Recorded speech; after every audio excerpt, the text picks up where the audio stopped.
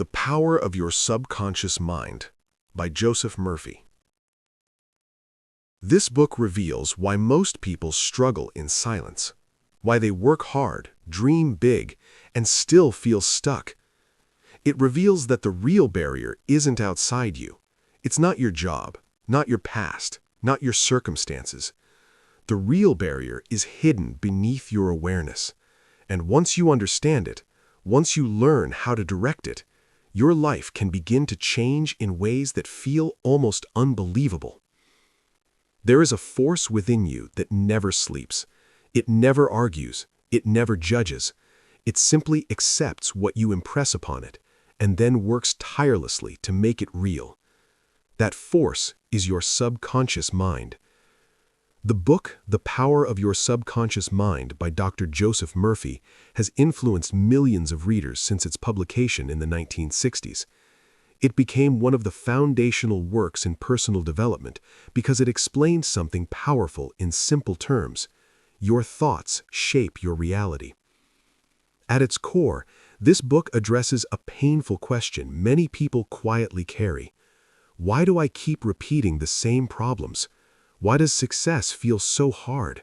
Why does fear feel stronger than faith? Murphy's answer is direct. The subconscious mind is like fertile soil. Whatever you plant in it, beliefs, fears, expectations, it grows. It does not care whether the seed is positive or negative. It simply responds. If you've ever felt trapped in patterns you can't explain, this book offers a way out. It teaches that change doesn't begin with effort alone. It begins with belief. The first core lesson is simple but life-changing. Your subconscious mind accepts what you consistently tell it. Your conscious mind is the thinker. It chooses ideas. It reasons. But your subconscious mind is the builder. It takes those repeated thoughts and turns them into habits, behaviors, and even physical conditions. If you repeatedly think, "I'm not good enough," your subconscious accepts that as truth. It will subtly guide your actions to confirm it. You hesitate, you avoid opportunities, you sabotage progress. But if you repeatedly think, "I am capable, I am improving, I expect good outcomes," your subconscious begins building in that direction. The key word is repetition. One thought won't change your life, but a thought repeated with feeling becomes belief, and belief becomes reality. Think of it this way. If someone tells you every day that you are weak, eventually you begin to act weak. But if someone tells you every day that you are strong, capable, and resilient, something inside you begins to rise. The subconscious responds to the message it hears most often. So the question becomes, what are you telling yourself daily? The second core lesson is that emotion is the language of the subconscious.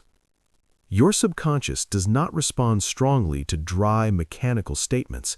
It responds to feeling. When you imagine a goal as already achieved and you feel gratitude, relief, or joy, that emotional charge impresses the subconscious deeply. Murphy explains that imagination combined with belief creates results. If you imagine failure vividly and emotionally, your body reacts, your heart rate changes, your confidence drops, your behavior shifts. But if you imagine success vividly and emotionally, your posture changes, your energy shifts, you begin to act differently. Most people use imagination against themselves. They rehearse worst-case scenarios, they picture embarrassment, they relive past mistakes, and their subconscious absorbs those emotional images as instructions. Instead, you can consciously choose to imagine what you want to experience. See yourself healthy, see yourself confident, see yourself succeeding, and most importantly, feel it as real. Because the subconscious cannot easily distinguish between a vividly imagined experience and a real one. It responds to both. The third core lesson is that your beliefs determine your outcomes. Not your wishes, not your hopes, your beliefs. If you believe money is hard to earn, you'll unconsciously resist opportunities. If you believe relationships are painful, you'll guard yourself in ways that create distance. If you believe success requires suffering, you'll make things harder than they need to be. Beliefs act like invisible filters. They shape what you notice. They shape how you interpret events, and they shape how you respond. Here's what matters. Beliefs can be changed. Murphy emphasizes that you do not fight negative beliefs. You replace them. You introduce new ideas gently, consistently, and calmly. For example, instead of saying, "I'll never be successful," you begin affirming, "Every day I'm learning and improving. Opportunities are opening to me." At first, it may feel unnatural. That's normal. But with repetition and emotion, the subconscious begins to accept the new pattern. Over time, behavior follows belief. The fourth core lesson is about faith and expectancy. Your subconscious works best when you expect good outcomes. Expectation is powerful. When you truly expect something positive, your mind searches for ways to make it happen. You notice solutions. You persist longer. You speak with more confidence. Think about how differently you act when you expect rejection versus when you expect acceptance. Your tone changes. Your body language shifts. Your decisions shift. Murphy teaches that quiet, confident expectancy activates the creative power within you. Not desperation, not anxiety, calm certainty. When you plant a seed in soil, you don't dig it up every hour to check if it's growing. You trust the process. In the same way, when you impress an idea upon your subconscious, you release it with faith.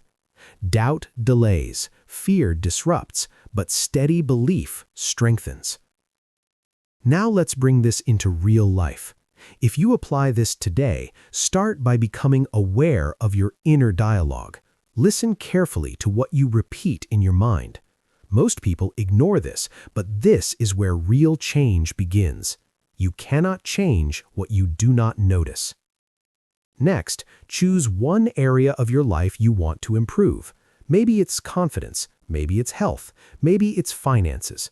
Create a simple, positive statement about that area. Keep it present tense, calm, clear. For example, "I am becoming more confident every day," or "My body is healing and strengthening," or "I attract new opportunities consistently." Repeat it daily, especially before sleep. The moments before sleep are powerful because your conscious mind relaxes and your subconscious becomes more receptive. As you repeat it, add feeling. Feel gratitude as if it's already happening. Feel relief. Feel quite excited. Most people try this for a few days and quit. That's why they don't see results. Consistency is the difference. This is not about forcing change. It's about gently reconditioning the mind. Also, guard what you consume. Conversations, media, and environments all plant seeds.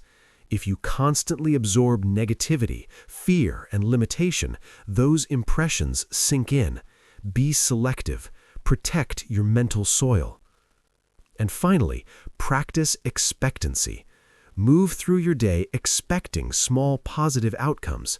Expect the meeting to go well. Expect good news. Expect solutions. This subtle shift changes how you show up, and how you show up changes results.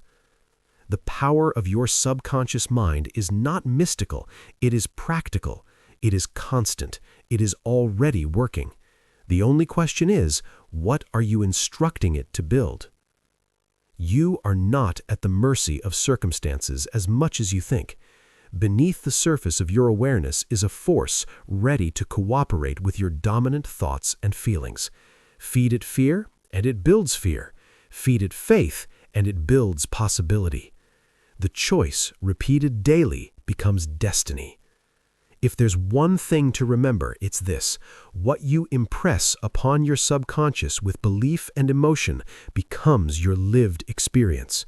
Guard your thoughts, choose them deliberately, repeat them consistently. If this summary helped you, subscribe to Daily Audiobook Summaries. And next, listen to our summary of Think and Grow Rich by Napoleon Hill, where you'll discover how belief and persistence turn desire into measurable success. Until then, speak carefully to yourself. Your subconscious is always listening.